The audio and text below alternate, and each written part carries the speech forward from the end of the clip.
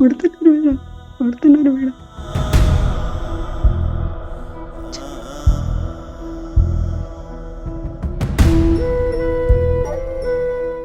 నాకు ఇక్కడ నుంచి కొంచెం దయచేసి బయట వెళ్ళి మేడం, మీకు దండం పెడతా మేడం. నా కూడా చాలా బతుకులు ఉన్నాడు మేడం. మిమ్మల్ని తీసుకొచ్చేదానికి మా వంతు ప్రయత్నం ఏముందో అది ఖచ్చితంగా చేస్తామమ్మా మేము, సరేనా?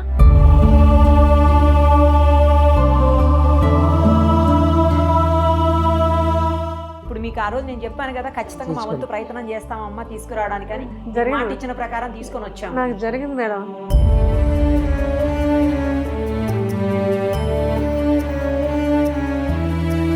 సుమన్ టీవీ మేము హెల్ప్ చేసినాం మేడం మాకు.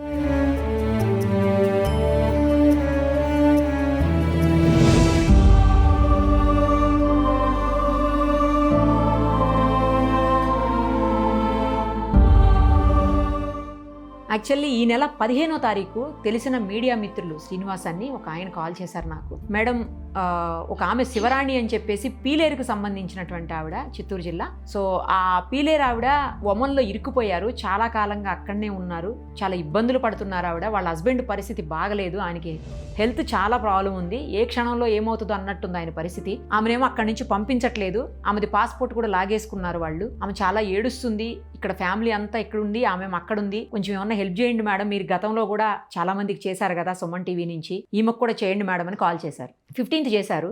16th ఆమెను లైన్లోకి తీసుకొని నేను ఆమెతో ఇంటర్వ్యూ చేశాను, వీడియో చేశాము. ఆ రోజు ఏంటంటే ఆమె చాలా దారుణమైనటువంటి కండిషన్లో ఉన్నారు అక్కడ. తన పరిస్థితిని వివరించేందుకు కూడా అవకాశం లేక మధ్యలో కట్ అయిపోయి మళ్ళీ వెళ్ళి వచ్చారు ఆవిడ, అంత దారుణమైనటువంటి కండిషన్. సరే మొత్తానికైతే చేశాము. ఆ తర్వాత 17th మళ్ళీ వాళ్ళ హస్బెండ్ తోటి మనం మాట్లాడాము, ఎందుకంటే 16th ఆయన దొరకలేదు, ఫోన్ ప్రాబ్లం అయ్యిందనమాట. సో 17th మనం ఆయనతో కాంటాక్ట్ చేసాము, మొత్తం జరిగిందంతా వివరించారు. ఏజెంట్ మోసం చేశాడు ఆమె, అలాగే వాళ్ళ హస్బెండ్ చాలా ఇబ్బందులు పడుతున్నటువంటి పరిస్థితి ఉంది. మొత్తానికి ఈరోజు ఆమె అయితే ఇండియా వచ్చారు, వాళ్ళ హస్బెండ్ ఇద్దరు కలిసి ఫస్ట్ మన ఆఫీస్కే వచ్చారు. ఆమె ఫ్లైట్ దిగి డైరెక్ట్ ఇక్కడికి వచ్చారు, మీతో కలిసి మీకు థ్యాంక్స్ చెప్పి పోతానమ్మా అని చెప్పేసి ఆవిడ వచ్చారు ఇక్కడకు. ప్రస్తుతం మనతో పాటు స్టూడియోలో ఉన్నారు. ఆమె బాధతో కూడినటువంటి ఆనందం అనాలో ఏమనాలో మరి, ఆమె కళ్ళల్లో నీళ్ళైతే వచ్చినప్పటి నుంచి కారుతూనే ఉన్నాయి పాపం.